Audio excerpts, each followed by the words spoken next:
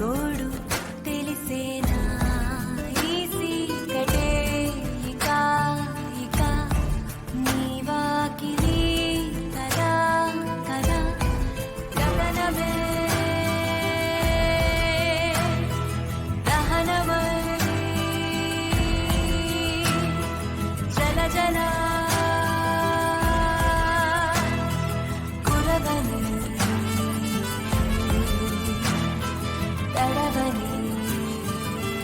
మనలాంటి పేదోళ్ళకి ఎక్కడ ఏ అన్యాయం జరిగినా అండగా నిలబడాలి.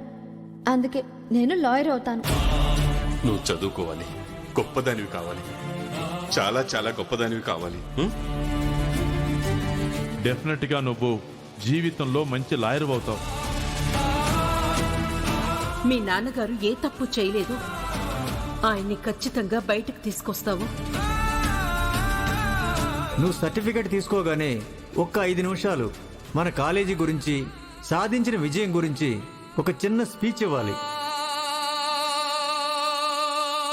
ధర్మే చ అర్థే చ మోక్షే చ కామే చ నది చరితవ్య.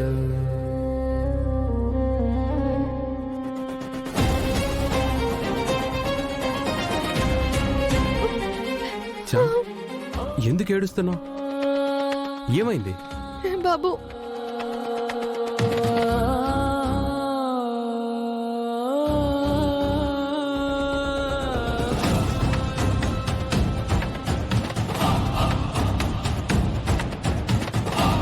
ఎవరు తీసుకువెళ్లారో తెలియట్లేదు ప్రేమ్ బాబు. సార్ని ఎంత ప్రాధేయపడ్డా ఇవ్వను అనేసారు. అవి లేకపోతే నన్ను గ్రాడ్యుయేషన్ కి అలౌ చెయ్యరు. ఎంతో కష్టపడి ఇక్కడి దాకా వచ్చాను, అంతా వేస్ట్ అయిపోయింది బాబు. నాన్న కోసం పడ్డ శ్రమ అంతా వృధా అయిపోయింది. నాకేం చేయాలో పాలు పోవట్లేదు. నాకేం అర్థం కావడం లేదు. ప్రేమించేస్తాడే ఖర్చీఫ్ ఇవ్వడం తప్ప ఈ కాలేజ్ రూల్స్ అంత స్ట్రాంగ్ గా ఉంటాయని తెలిసే చేశాను. నువ్వు ఎంత గగ్గోలు పెట్టినా నో యూస్. నువ్వేడవకు జామ్.